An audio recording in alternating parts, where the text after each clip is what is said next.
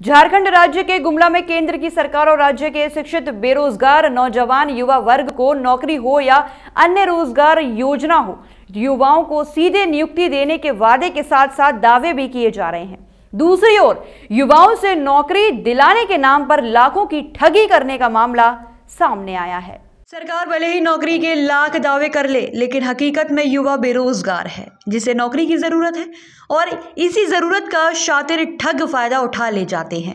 मामला गुमला जिले का है, जहां खूंटी, सिमडेगा और गुमला के 30 युवाओं से सीआरपीएफ में बहाली के नाम पर 47,50,000 की ठगी की गई है। साथ ही ठग के द्वारा ओरिजिनल प्रमाण पत्र को भी ले लिया है। अभ्यर्थी ने बताया कि बहाली के लिए जमीन बंधक रखकर गाय, बैल व धान को बेचकर और महिला मंडल से लोन लेकर पैसे देते थे। सागर बन सिंह है, सीआरपीएफ में इंस्पेक्टर पद पे थे, जो हम लोगों से बहाली के नाम पर यानी कि मूल प्रमाण पत्र और यानी कि कैटेगरी के हिसाब से हम लोग से 2-2 लाख रुपया और एसटी वाला लोग से 1.5 लाख रुपया लिया है।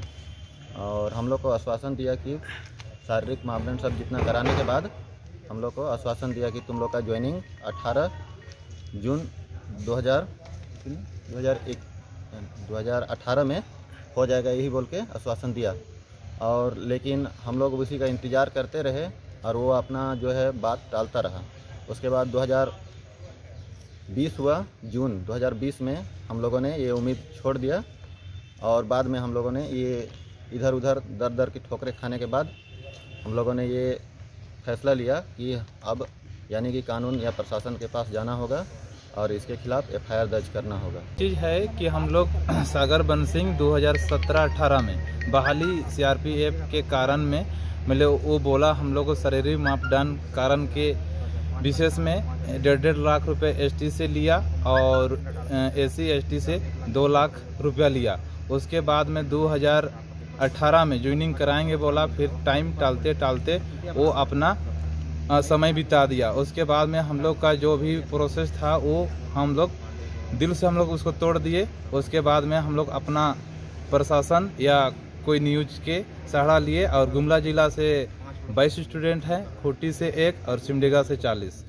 सागर बन सिंह द्वारा सीआरपीएफ में बहाली के नाम पे हम लोग से 1.5 लाख रुपया लिए। उनमें से हम लोग महिला मंडल से कर्ज लेके लोन के रूप में लिए हैं और उनको दिए हैं। महिला मंडल को अभी हम लोग धान बेच के कर्ज चुका रहे हैं, लेकिन अभी तक महिला मंडल में हम लोग पूरा नहीं कर पाए हैं कर्ज को।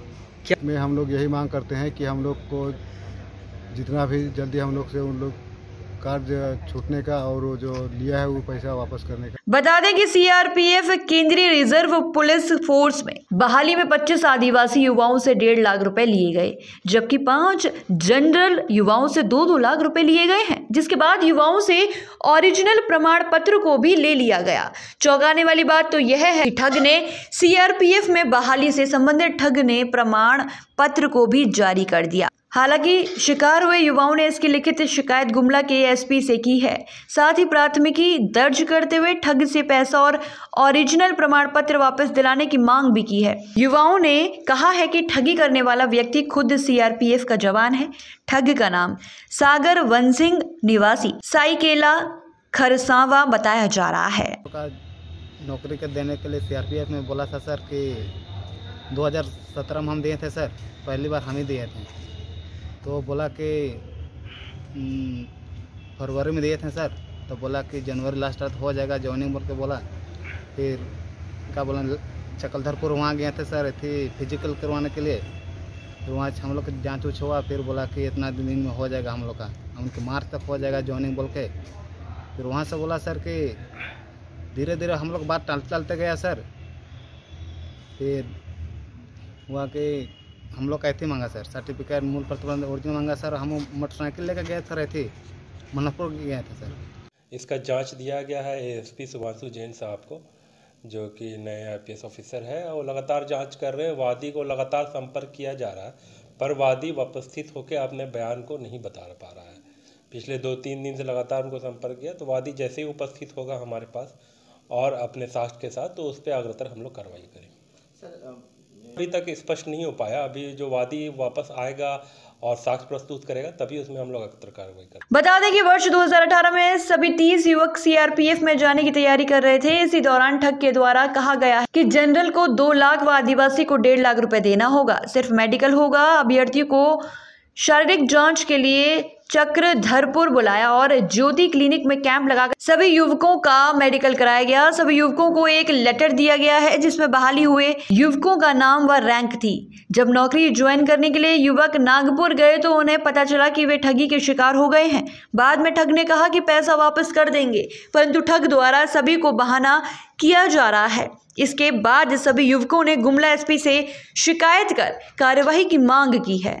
प्रातः दर्पण न्यूज के लिए गुमला से अजीत सोनी की रिपोर्ट।